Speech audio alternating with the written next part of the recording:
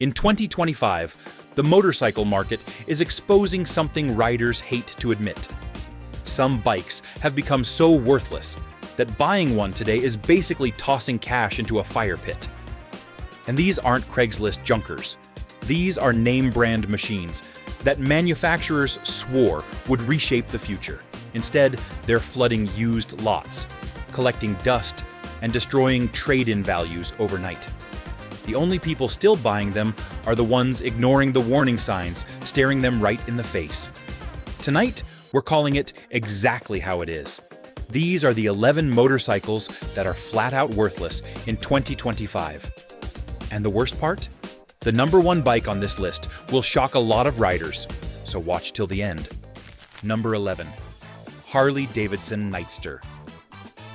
The Nightster was introduced as a modern doorway into the American cruiser world. But for many longtime riders, its shine faded faster than anyone expected. For riders who built their identity around dependable touring machines and simple mechanical truth, the Nightster represented a sharp turn away from the feel they grew up with. The bike's lighter frame and modern electronics aimed to attract new riders. Yet the result did not resonate with those who valued familiar stability, road presence, and long-haul maturity. Many looked at the Nightster and saw a model caught between two worlds. Too modern in attitude for heritage riders, yet not commanding enough to win over seasoned touring veterans who expect confidence at highway speeds. This split in purpose led to soft enthusiasm on showroom floors, and over time, its resale strength began to weaken. Older riders often compare the experience to earlier eras, when a machine's worth was shaped by thousands of reliable miles rather than trend-driven redesigns, and the Nightster struggles to match that tradition. The softer secondary market response is what ultimately pushed the Nightster into this countdown.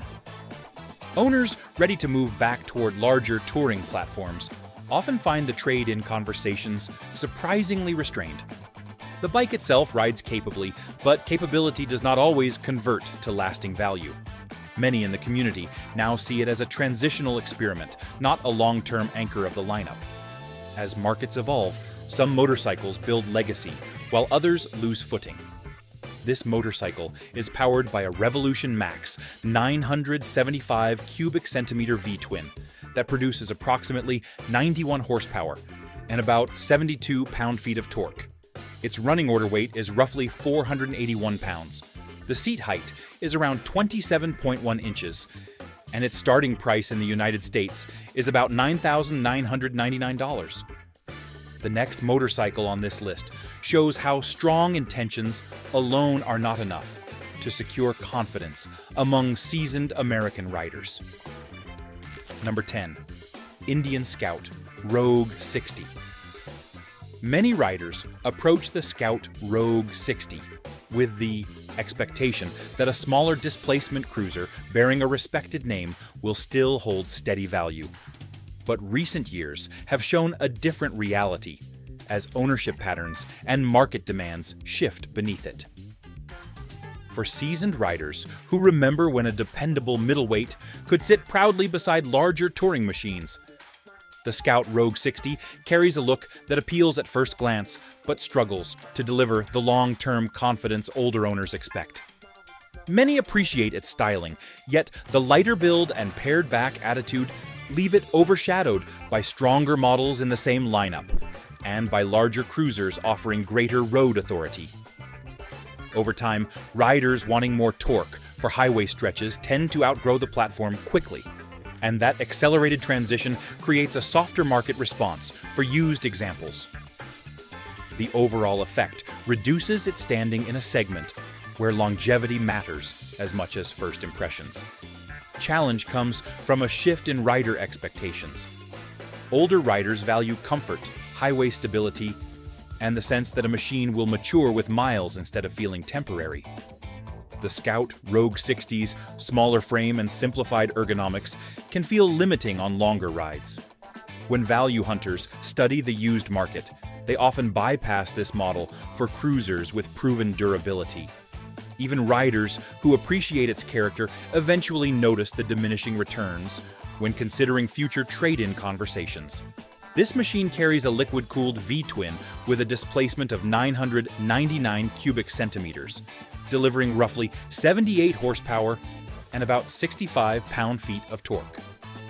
Its seat height measures around 25.6 inches, the wet weight is close to 540 pounds, and the starting price is just above $11,200. Despite its respectable performance and distinct visual stance, the Scout Rogue 60 becomes an example of how a motorcycle can look the part, yet fall short of long-term expectations. If you're finding value in this breakdown, make sure you like the video and subscribe so you never miss these market warnings. And share your thoughts below, because real riders noticing these shifts are the ones helping keep the community sharp. Number 9. Yamaha Bolt R-Spec. For riders who have watched the cruiser world evolve over the decades, the Bolt R-Spec stands as a reminder that time eventually catches up to every machine, even those that once held a strong place in the middleweight market. The Bolt R-Spec arrived years ago with a simple mission: provide an affordable, stripped-down cruiser that echoed the older era when motorcycles were bought for the ride, not the electronics package. That mission resonated with many riders early on, especially those who preferred raw metal and a seat low enough to feel planted at every stop. Over time, though, expectations shifted, and the Bolt R-Spec remained almost exactly as it began. For longtime riders who have spent tens of thousands of miles behind large windshields and on wide touring saddles, the Bolt R-Spec feels increasingly small in both physical presence and long-term potential.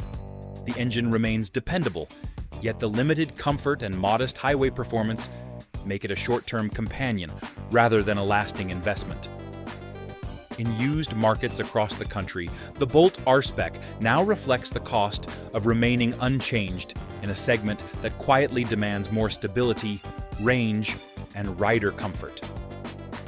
Riders looking for a second machine often appreciate its simplicity, but they also recognize that a motorcycle with limited touring ability rarely holds value with age.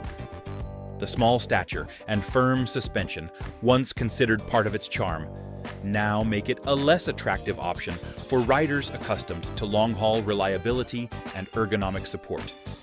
Trade-in conversations reinforce that reality, as the Bolt R-Spec regularly lands below expectations for owners hoping to step back into larger cruisers. This model uses an air-cooled V-twin engine, displacing 942 cubic centimeters, producing a modest cruiser-class output, with torque centered in the lower rev range. The wet weight stands at roughly 542 pounds. The seat height is about 27.2 inches, and the typical starting price rests within the $8,000 range. The Bolt R-Spec shows how a dependable middleweight can still struggle when the cruiser landscape evolves beyond its strengths. The next motorcycle on this list demonstrates how even dependable names can lose footing when riders prioritize maturity and lasting road confidence. If you ride for longevity and real comfort, my trusted gear and accessories are listed right below the description. Number 8. Suzuki Boulevard C50. Among the mid-sized cruisers that once earned steady respect, the Boulevard C50 now sits in a difficult position for riders who have spent decades valuing long-term dependability and practical road comfort. Its familiar silhouette still brings back memories of simpler days on open highways, but shifting expectations and more capable alternatives have changed how this machine holds value in today's market. Many riders approach it hoping for proven stability, yet the ownership experience often reveals limits that are harder to overlook. The Boulevard C50 carries the reliability riders associate with its lineage, yet the riding posture and overall performance now feel dated compared with modern cruisers built for longer miles and stronger highway authority. Older riders who prioritize smooth torque delivery and planted ergonomics often find the power band modest for extended trips, and the rear drum brake recalls equipment from an earlier era. While the machine remains Trustworthy for relaxed backroad travel, the reduced stopping confidence and limited suspension refinement become apparent under heavier loads or on rough pavement. This cruiser is powered by an 805 cubic centimeter V-twin, producing approximately 53 horsepower and around 52 pound-feet of torque. Its seat height is about 27.6 inches. Its dry weight sits near 542 pounds, and the base price traditionally falls within the $8,000 range. These traits shape how the Boulevard C50 performs on the used market. Riders who trade machines based on comfort needs quickly notice the lower resale position this model occupies compared with larger cruisers known for sustained value. The bike has heart, but the wider market favors motorcycles with stronger road presence and adaptability. The next motorcycle on this list shows how dependability alone cannot guarantee true lasting confidence among experienced American riders. Number 7. Honda Fury. Among factory customs that once stirred curiosity on showroom floors, the Fury now occupies a complicated place for riders who value long-haul comfort and dependable road manners. Many riders respected the Fury when it arrived with its stretched silhouette and minimalist attitude. Yet time has revealed how limited that appeal becomes for older owners who expect real highway stability and miles of steady comfort. The chopper stance delivers presence, but the long front geometry and narrow ergonomics create a riding posture that wears on shoulders and lower backs during extended trips. Riders who have covered serious distances on touring machines often find the Fury's layout better suited for short local rides than for open interstates that demand confidence, wind protection, and relaxed posture. Another challenge arises when considering ownership over several seasons. Maintenance needs remain manageable, yet the overall value trend has shifted downward as riders pursue machines with broader comfort ranges and stronger touring reputations. The Fury's distinctive styling does attract attention, but styling alone cannot support a motorcycle's long-term standing among riders who measure worth by durability, practicality, and the ability to stay composed under varying road conditions. The rear suspension, while visually clean, can feel firm on rough pavement. And the combination of stretched geometry and modest engine output limits its versatility for riders who prefer adaptable performance rather than a single focused attitude. The Fury carries a 1,312 cubic centimeter liquid-cooled V-twin. Its curb weight is roughly 675 pounds. The seat height measures about 26.7 inches, and the manufacturer's suggested retail price typically sits in the $13,000 range.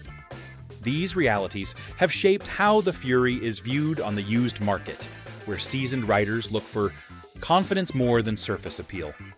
As priorities shift toward comfort, stability, and mileage-tested dependability, the Fury struggles to keep pace. The next machine in this countdown highlights how changing expectations redefine long-term value.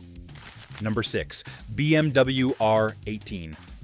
When the R18 was introduced, many riders believed a heavyweight boxer with bold styling might challenge long-established American cruisers. The idea sounded strong on paper, but the real-world ownership experience has taken a different turn, as expectations for comfort, confidence, and long-term value shift among riders who have spent decades traveling American highways. The R18 makes a powerful first impression with its massive cylinders and stretched cruiser stance. Yet many experienced riders find that the machine's road manners do not match its visual promise.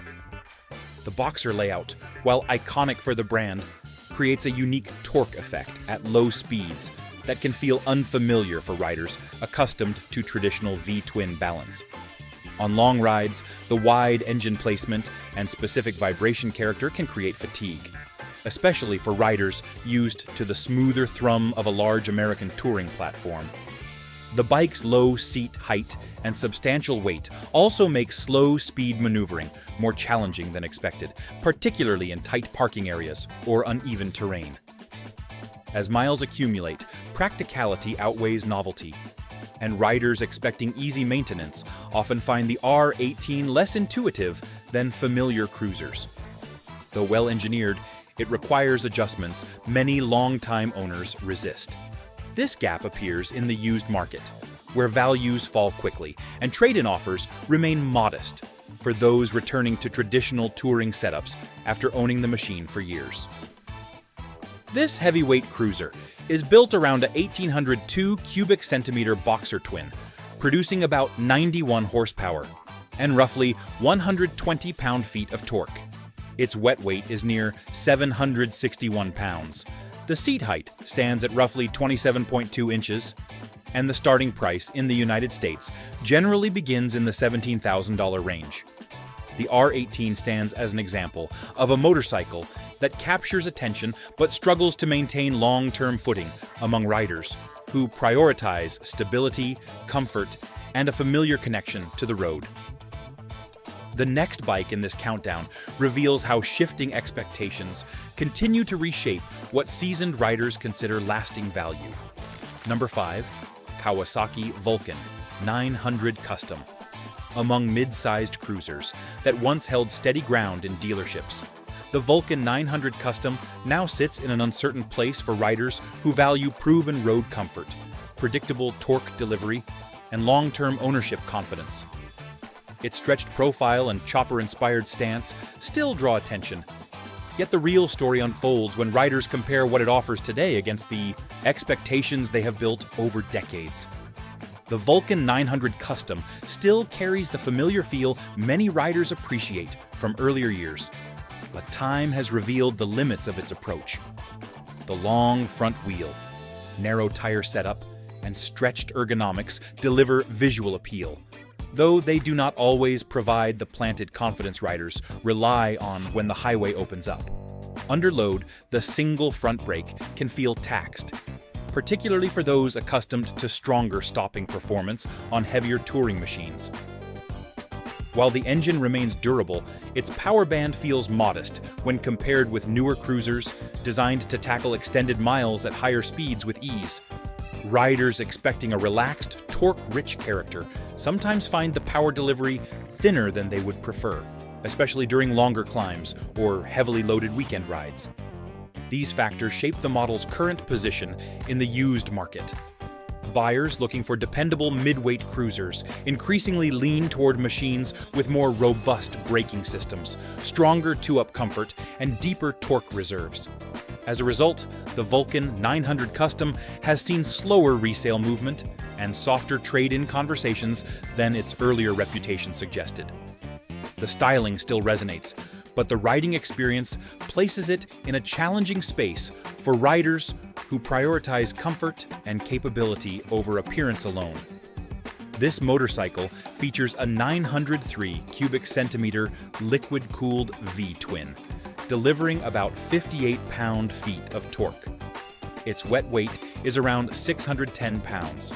The seat height measures close to 27 inches, and the starting price falls within the $9,000 range.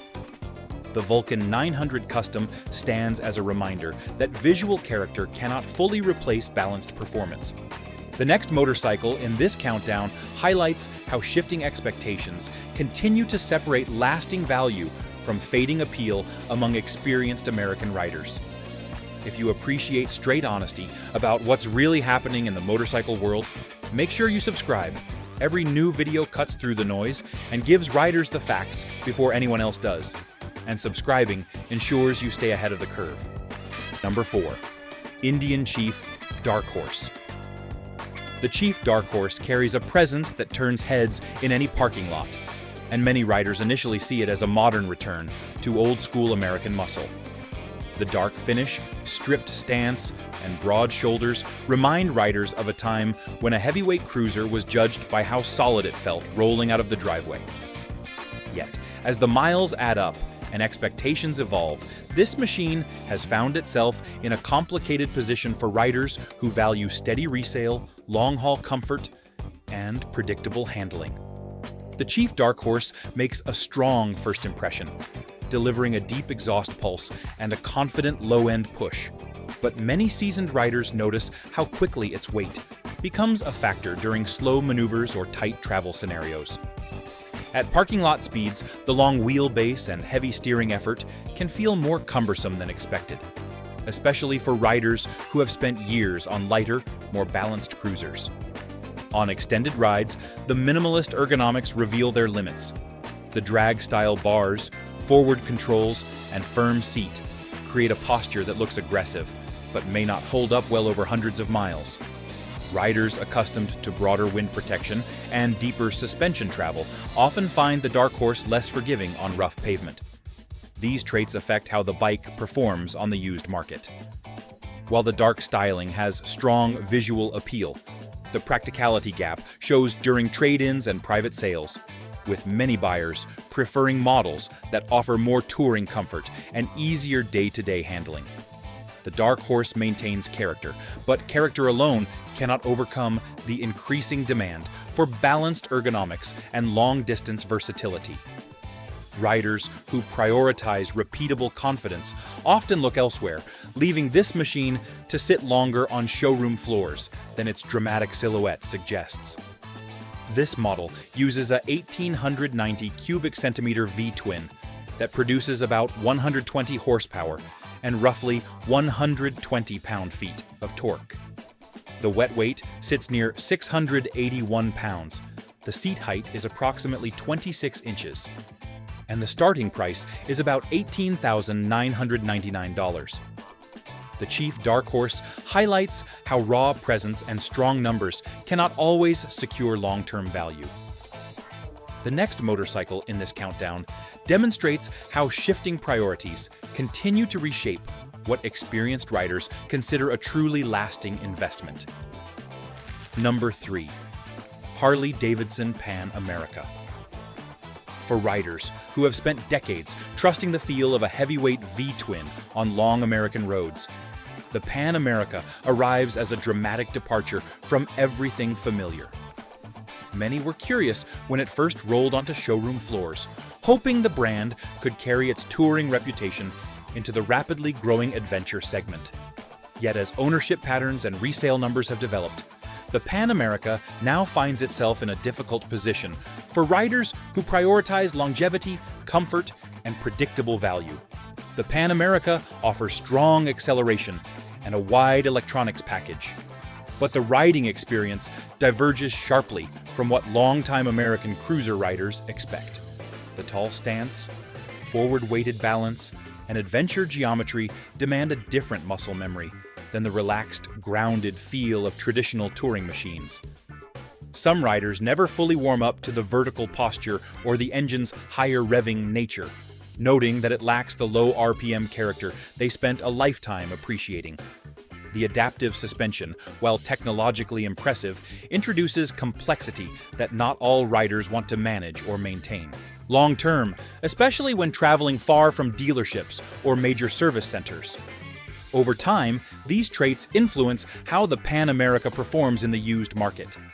Many first-generation owners trade back into cruisers or baggers after realizing the adventure format does not match their riding habits.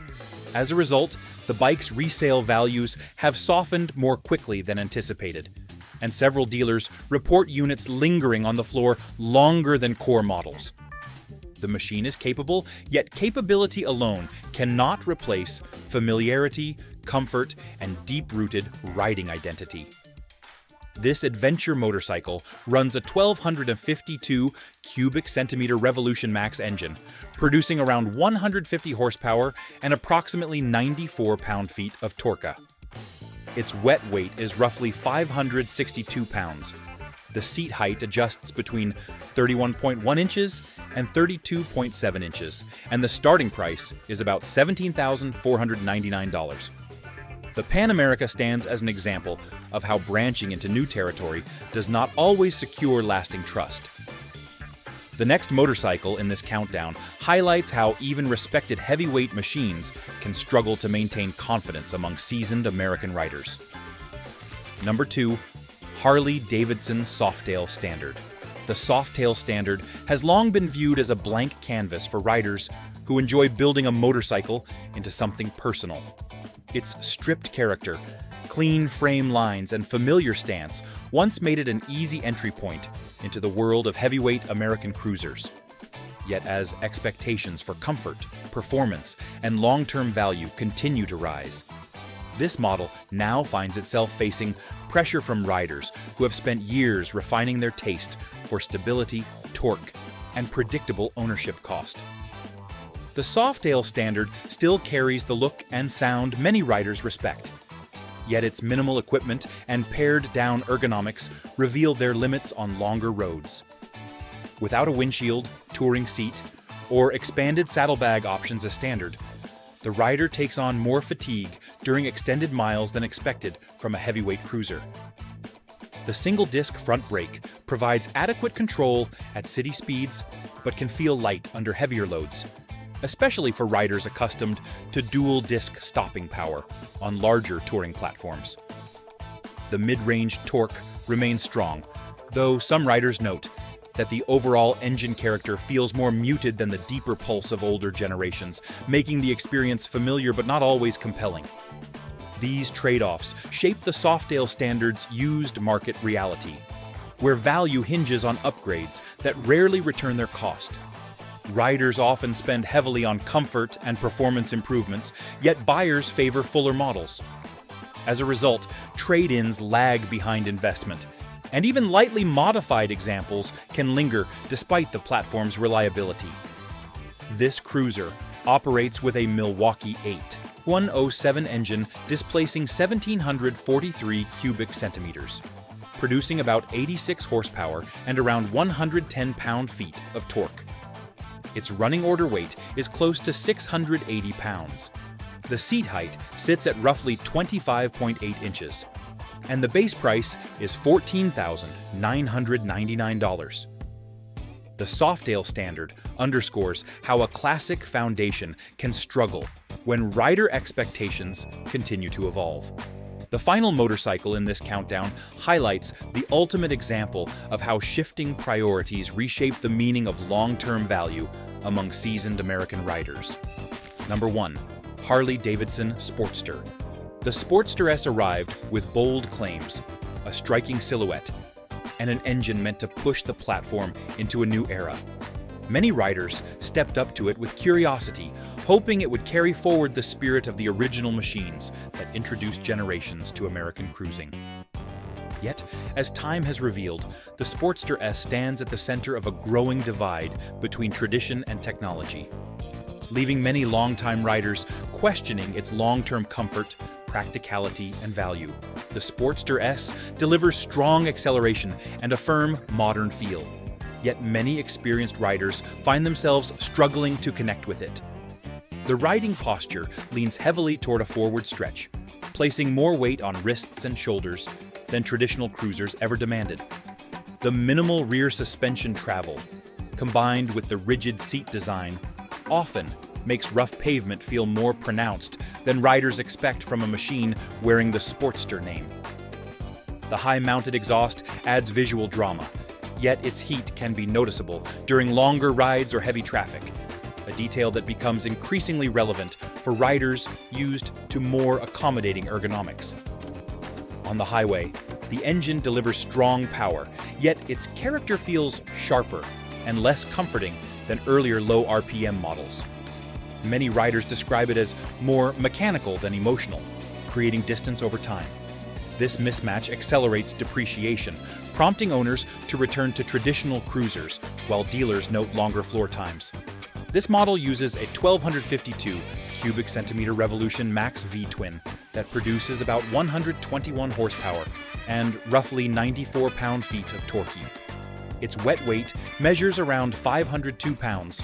The seat height is approximately 28.9 inches, and the starting price is $16,999. The Sportster S shows how innovation alone cannot preserve legacy. It stands as a reminder that true long-term value requires more than numbers. It requires the familiar confidence seasoned riders have trusted for decades. So that's the full rundown: 11 motorcycles that have lost their footing in 2025 and are dragging resale values right down with them. Some of these bikes had potential, some had great marketing, but none of them lived up to what real riders expect. Now I want to hear from you. Drop your miles, your stories, your trade-in numbers. The comments section is where the real truth gets sorted out. And if you enjoyed this straight shooting breakdown, do me a favor, hit like and subscribe.